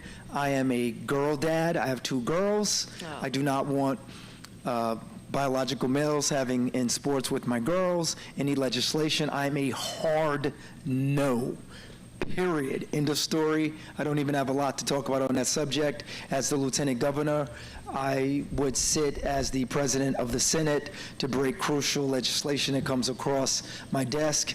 Automatically, it's a hard no. I will break that tie in 2 seconds. There'll be nothing to discuss, period. So anyone going into our schools, talking to our kids, I have a 13-year-old son. I just want him to enjoy his life, be healthy, have fun. I don't want the government hands anywhere near it. Right. Period. Anyone discussing it with me, if you don't align, don't stand. We cannot stand together if you have any other opinion on that. Thank you, Sean. Thank you, Sean. Jennifer Hawks. California State Treasurer. Well, first of all, I know for a fact I'm a woman. I don't have to have anybody try to who I am. And you know something, this goes all the way back to Genesis 1, and nothing has changed. He made them male and female. Well, I can't affect what's going on in the legislature, and I can certainly support the initiatives of the governor. Where I'm going to have a voice is, one of the things that they've already pushed through is this community school. Have you heard about it? $4.1 billion has been added to the school systems to create these community hubs. Basically, it's 12 hours of influencing your kids. Yeah. So that's how they're kind of doing a roundabout. Well, how does affect my office? Let me tell you how it affects my office. That puts pressure on the pensions, because now we're going to have to hire staff, healthcare individuals, and everything else that are going to be going back into the school system, which puts more pressure on the pension, and all of those pensions are already underwater. Most of them are sitting at about 70% under, or 70% funded. And anyway, that's how it's going to affect you and me as taxpayers. Thank you. Thank you, Jennifer. And let's pass the mic down this way. Elaine. Elaine Kulani. What row? Get off your phone, I'm Elaine. Elaine Kulani, and I'm running for governor. If I'm governor, I am going to work very hard on school vouchers. Why? Arizona's a school voucher state, $17,000 per student per year. School vouchers take away the money that goes into our state education system and give it to the parent to make a decision, which creates a competitive school environment. Nobody wants to go to a school where kids are mandated to get vaccines or other things, change their sex, whatever it is. You want control as a parent. I don't think it's really kind of an iffy question. My answer is straight up no. I would never pass any legislation that has anything to do with taking any kind of parental rights away. But it's a big state, and there is a lot of indoctrination. And it happens all the way to school and into college. So your kids are being indoctrinated and microdosed, and eventually the kid that you raised as a conservative is a little social commie. I have one. So the best thing to do is take the power and the money away from the schools, give it to the parents, and let them put their kids in a school of their choice, specifically one that's not indoctrinating your children. Why is my microphone? Thank you, Elaine. Because your buzzer went off. Okay, so who is still remaining on this question who's not answered?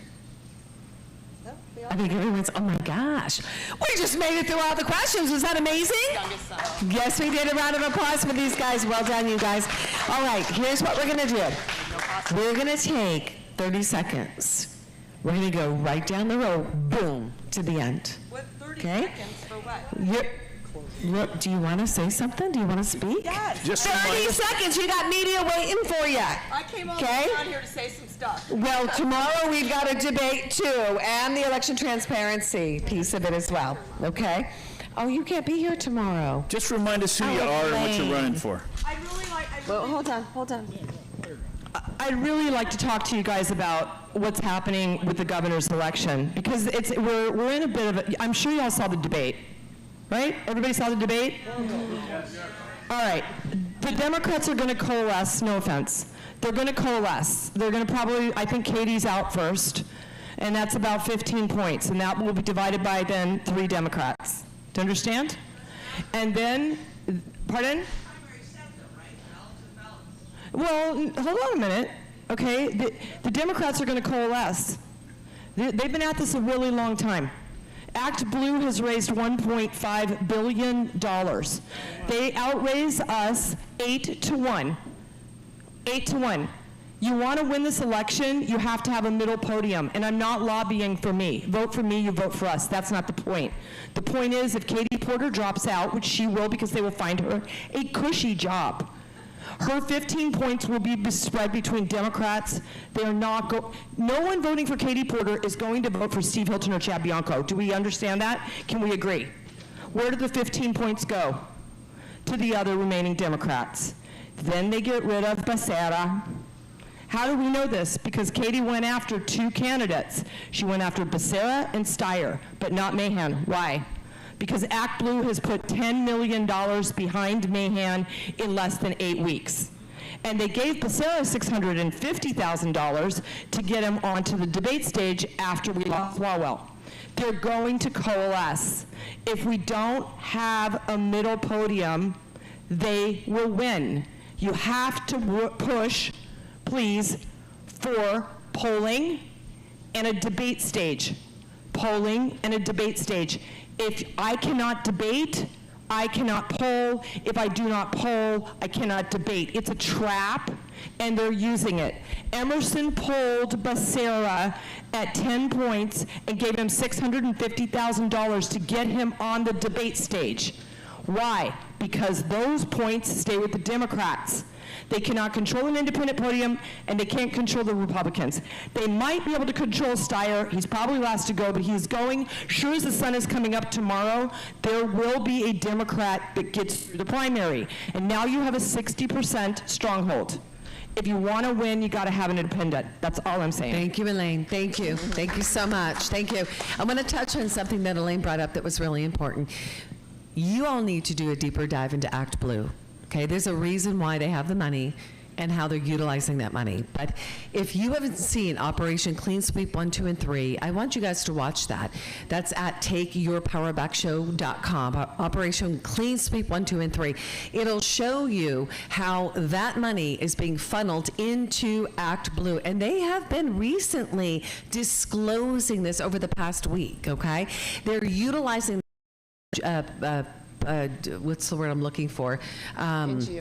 Look at where that money is going. Fraudulent mortgages is one of them as well. So the corrupt money is being utilized to fund corruption. Okay? That's what's happening in this state. So I just kind of wanted to put a little pin in that. I just want to say that Act Blue received distributed $75 million to 180 small nonprofit NGOs, whatever they were. None of the money went to fire aid, but they are using our fire aid money to push Democrats into office. It is a big sham. So, Elaine, thank you for bringing that up, and love you. Love your heart. I really... Incredible, incredible time today. We're not done. Who you are, what you're running for, and your call to action for the people. Okay? Your call to action for the people. Let's start with Greta Solorzano. My name is Greta Solorzano, and I'm running for governor of California. Why am I running for governor of California? Because I see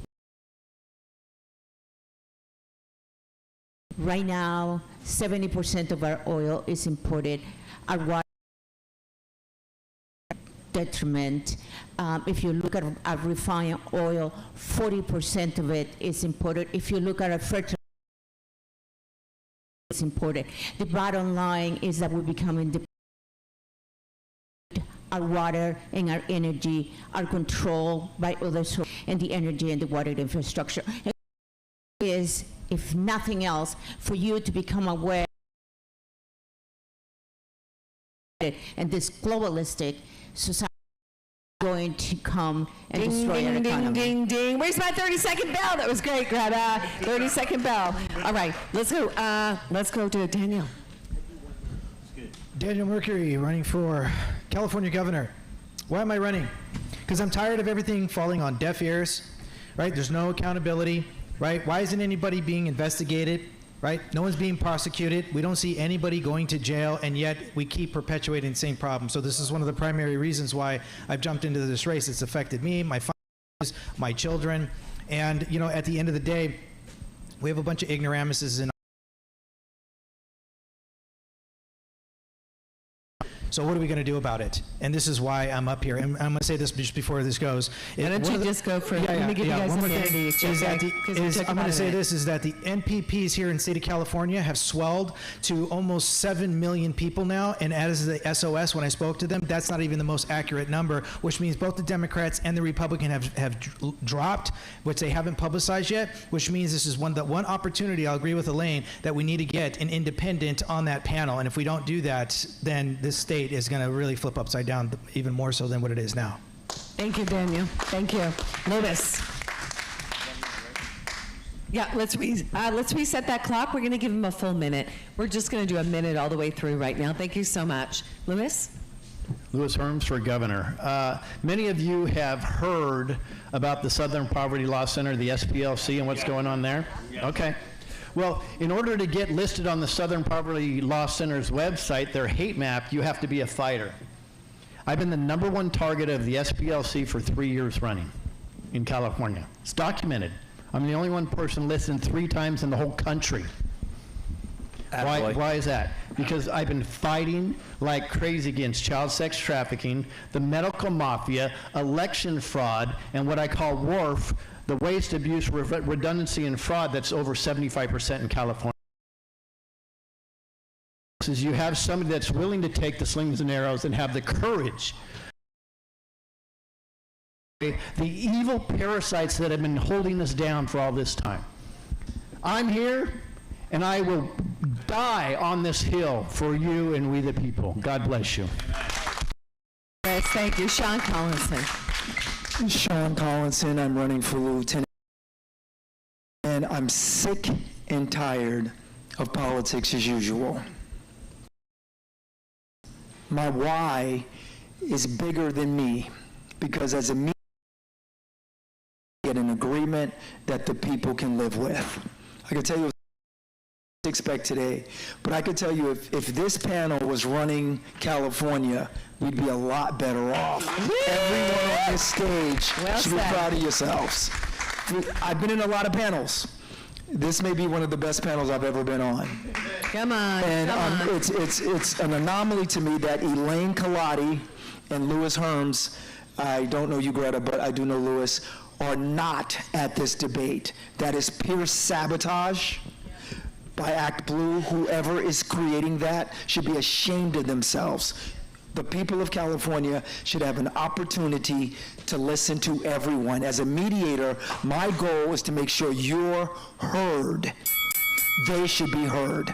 I'm Sean Collinson, your candidate for Lieutenant Governor. Thank you, Sean. Thank you, Sean. E.B. Lynch. Well, my name is E.B. Lynch, and I'm running to represent you as your California Lieutenant Governor. Why am I in this? Because for me, this is a calling. I truly believe that right now, for such a time as this, God is calling up people with integrity. That's something that we haven't had before, and I think everybody feels the energy in the air that there's change happening. There's change happening because we are done with the politics of yesteryear. The politics that say you don't know how to choose for yourself, so I'll choose for you. They limit you to choices of one or two, maybe. And it's not really a choice, because when you choice, your vote is taken away by having people who are not supposed to vote.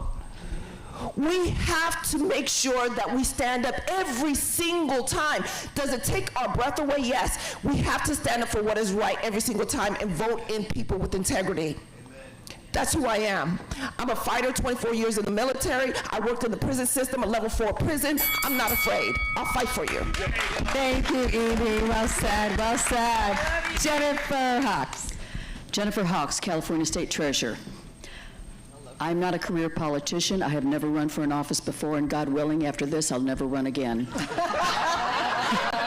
I am doing this because I did not grow up wealthy. I grew up dirt poor. And I have worked my fanny off my whole life, and so have my parents. I was able to retire in 2021 at the age of 61. Not too bad. And I did that through hard work and grit, honesty, and serving my maker. Amen. I'm back in this because I realize that the fiduciary responsibility of this state is in trouble, and I am determined to step into the game, grab the bat, and swing hard. I'm going to go to Sacramento. I'm going to figure out what's going on in that treasurer's office. I can tell you right now, it's probably not going to be very good from what I've found so far. And I'm going to be a part of the solution to get this state back on track again. Jennifer Hawks, California State Treasurer. Thank you. Thank you, Jennifer. And Christine Bish. Christine Bish, candidate for Congress in California's 3rd Congressional District. I'm the only federal candidate on this stage. And I am running in the 3rd district. Why? Because California pushed us into Prop 50, where they are trying to gerrymander our state. They're trying to gerrymander every state in the country for one reason: to take back control of the House of Representatives, to put us into 2 more the agenda going forward, to stop the securing of the border, to take away national security, to starve our farmers, to corrupt our children, to make sure that we are not a secure nation. So the call to action here is, if you are in the 3rd Congressional District, I humbly ask for your vote. If you are not, you can go to bishforcongress.com. That's bishforcongress.com. You can volunteer, you can donate, you can make phone calls, you can help us share on social media. The fate of this country determines where we're going to be over the next 2 years, and you need to send a bish to Congress, and just the bish to get things done. That's good. Well done, Chris. And David Collenberg. I'm Siskiyou County farmer David Collenberg. I'm running for lieutenant governor. If we don't fix the water in the north, we will not have water in the south. We're in the breadbasket of California right now. And if we don't elect a farmer to go fight for this, we're gonna go hungry. The government's gonna control our food. It's gonna happen. I'm the only candidate for lieutenant governor that my ballot designation is farmer. So when you guys go vote for a farmer. Thank you. Well said, David. Thank you. Scott Shields. Scott Shields, shieldsforgovernor.com. This is important. I put this out to Fox Media. I put it at the Epoch Times. I put it to Newsmax. I put it to CBS. I put it to ABC. And I put it to the other one, CBS. None of them have replied yet, and none of them will do it. I need Steve Hilton or Bianco, who are the 2 leading Republicans, to hold a debate with everybody that's running. I've met a lot of Democrats that, just like you as independents, that aren't on the top tier, that are as sharp as you, and they don't get a voice either. I'm one of them. Okay? We need a Monday, Tuesday, Wednesday, Thursday, Friday debate every night on one of these stations, with 8 people randomly chosen. And Steve Hilton and Bianco, you shouldn't be scared of anybody. The Democrats won't show up, I assure you, and that will get me the nomination as a Democrat, okay? Because the Democrat elites won't show up, but I met some really good Democratic candidates that you don't know about, just like nobody knows about this group, and you were right on the money. This is a sharp group. Well said, Scott Shields. Thank you. And Elaine Kulati. Okay, I'm back on the debate thing. This might take longer than a minute. I just want everybody to understand how this works. When you do a poll, the largest poll in the country is the UC Berkeley poll. They poll 3,800 people, but only for presidential elections. I'm ignoring the clock. There are other polls, Emerson, Madison McQueen. The average poll size is 100 to 400. Okay, so 5,000 people make a decision what the polls are in California, if you add it all up. And they wash and they repeat and they wash and they repeat. So none of this matters if you don't get the phone call and fill out the poll. That's how the polls are made. That's how the polls are made. What's worse is the questions on the poll say, do you like these Democrats or these Republicans? It does not say, do you like these independents? When a poll says we polled independents, that means they went to independent voters and said, do you like these Republicans or these Democrats? It's not the same thing. Do you understand? That was Elaine. Excellent job. Can we give Elaine a hand, and can we give our candidates a hand? KaladiForCalifornia.com. KaladiForCalifornia.com. There we go. There we go. All right. So let's actually pass that mic down, gentlemen. Let's pass it down to the end. Let's go all the way down that way. Yeah, fantastic. Is that everyone's phone going off? There's calls coming in because they're all listening finally. All right. Hold right there, Ron. So Ronald, we're going to bring this back to the Maha teams, okay? And what we're going to do right now is governor candidates, state candidates, you really did an amazing job. And I know Doug and I feel blessed to be here with you guys and the Maha leaders. So let's start with you, Ron. I want to ask you your call to action to the governor candidates, then we'll go to Dr. Kirk Collins, and then we'll finish with you, Jennifer. Add Ron Owens. What is your call to the candidates? What's your call to action for the candidates? Talk to the vaccine injured. One more time, nice and loud. Talk to the vaccine injured. I know a lot of them, and they're suffering every day. Well said. Well said. And Dr. Kirk Collins? I mean, my call more to the people. One thing that I didn't expect today from this group was it's not really about any of them.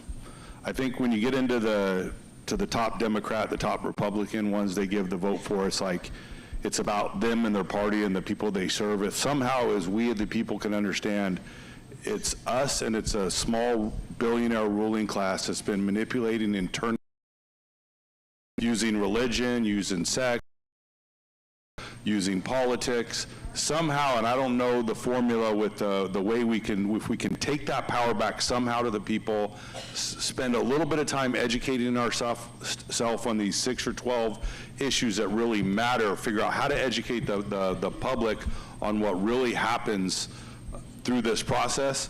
That's where we win, and God bless all you guys for setting your lives aside. I know you're putting a lot at stake to just be heard, knowing that the outcome is a long shot, but it matters just what we're doing here today. So I want to pray up over you guys and encourage you to have people praying for you, because you literally are going in trying to take darkness and bring light. God bless you for that.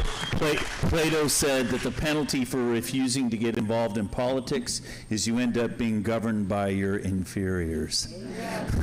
Well said. And Jennifer Gallardi. I think, I'm preaching to the choir here, but the MAHA movement, or whatever it's going to be called moving forward, we might lose that moniker. We might not be Make America Healthy again when Kennedy goes. But I think people are awake to what it means to not be healthy and what it means to have the government almost force ill health on you. So I would just say continue to speak to that contingency. They're loud, they're powerful. I don't think it's going away. We might lose a couple of the battles, but it's a long war ahead to take back our health freedoms, to take back sovereignty over our children and over our health. Whether we like it or not, politics is a dirty game, and you do have to somehow pick sides and choose someone. So I think it's important to, speak to those people and give them a reason to choose you when it comes to the MAHA issues. So good, Jen. Thank you. I'm going to let you hold on to that right now. So good. Doug, I'm going to go to you, and then we're going to close it up because they've got to reset this room for the banquet tonight. And we have a full house for the banquet, by the way, which is exciting. Doug, we've heard a lot today. We just get to be moderators, guide the conversations, and an expert. You being the expert. At what? Say that again? You got yours? Yeah, go ahead. No, let's go. I interrupted you. I'm sorry. Yeah, so you being the expert, why don't you tell us, what is your call to action to the people and to the governor candidates? Well, I guess if you're calling me an expert, I would say I don't know anybody who has traveled the country more than me for the last 5 years. I've been in 48 states, on the road 25 out of 30 days a month. And working with grassroots teams. And the lesson I've learned, to your point, is that the solution isn't top down. The solution is bottom up. Yes. And the solution is when citizens engage the local government, when citizens run for school board, when citizens become county leaders and whatnot. And that doesn't happen unless we have good elections. And so elections are kind of the elephant in the room, which is why that's what I focus on. I tell people all the time at the story with David and Goliath that Goliath wasn't the problem. Goliath was the elephant in the room. The problem was that the children of Israel were hiding in the hills. And it only took one person to stand and say, the battle is the Lord's, I'm going to take this on. And then once, the Bible says once David slew Goliath, then the children of Israel rose up and chased the Philistines out of the land. And that's where I think, if you were going to ask one piece of advice, I think that's what I'm so excited when you see, as I travel the country, I see people waking up. I see a political revival happening. Look at it right here. I see a spiritual revival happening. I see people realizing, hey, if we're waiting for the government to fix it, Trump, you might like him, you might not like him, but he can't even get the SAVE Act passed, okay? It tells you that's where we're at, okay? The solution is not top down. If you're waiting for Washington to fix it, if you're waiting for the state government to fix it, the solution's us. Yep. That's right, yes. Ron. That David and Goliath story is very key. He chose 5 smooth stones. He only needed one. And the key thing about him confronting Goliath, he ran toward him. He ran toward him. Woo!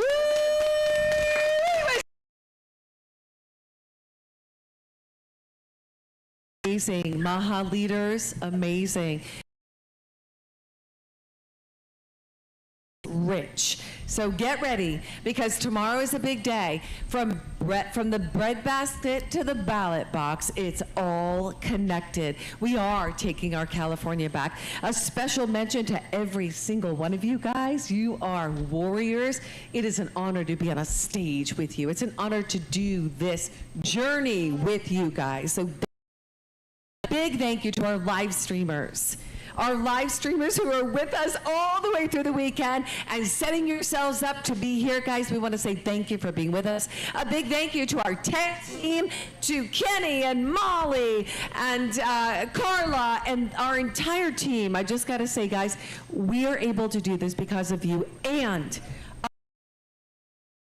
I want to highlight again, Jennifer Hawks, thank you for helping fund this movement.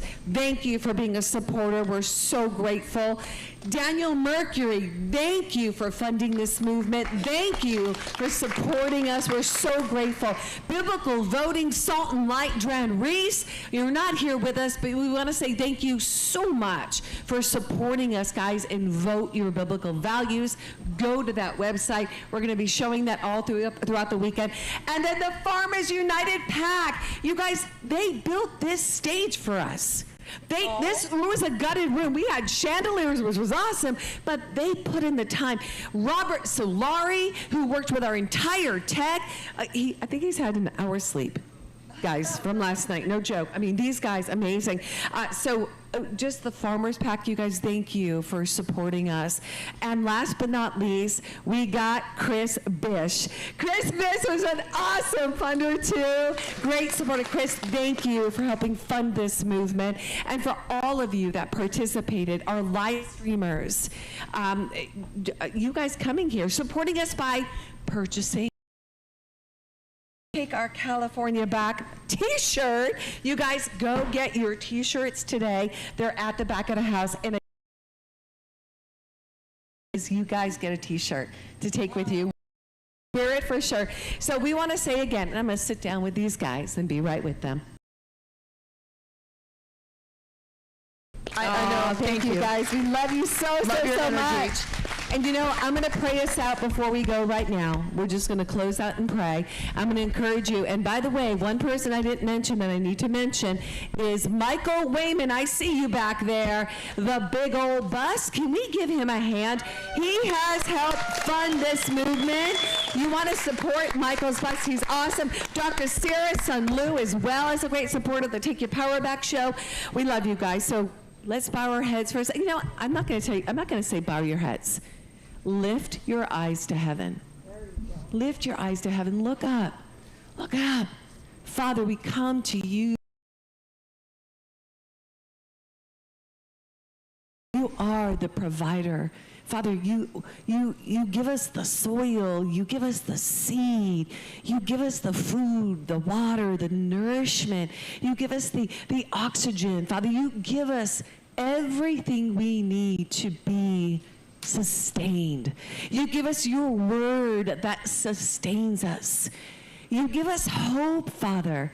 And for all those, God, right now that experience or are experiencing weariness in this country, you say, Father God, that there's no rest for the weary, but those that rely upon you, Father, you will allow them and your time to soar on the wings of eagles. So we do not need to be weary because you will refresh our souls. So Father, we pray that you bless these candidates right now, that you bless them, you touch them from the crown of their heads to the soles of their feet. We pray for these Maha leaders. We pray for the audience here and our listeners, our live streamers. We pray, Father, that you begin to give them downloads from heaven. You give them a keen ear to hear your voice, eyes to see what you call them to see, and that heart afresh to restore them fully into alignment with you. For me, for all of us today, Father, if my people who are called by my name will humble themselves, seek my face and pray, and turn from their wicked ways, I will hear their voice I will forgive their sin and heal their land. And we're praying for the healing of California. We love you and the healing of this nation. We praise you in Jesus' name. We all say, amen.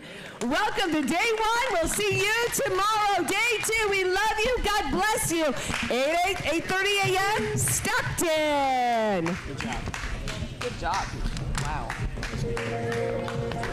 I want to get a picture with you. Let's do it. Something doesn't feel right. Let's go by our table.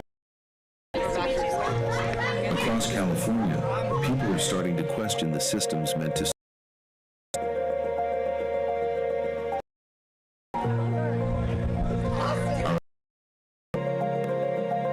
our food supply,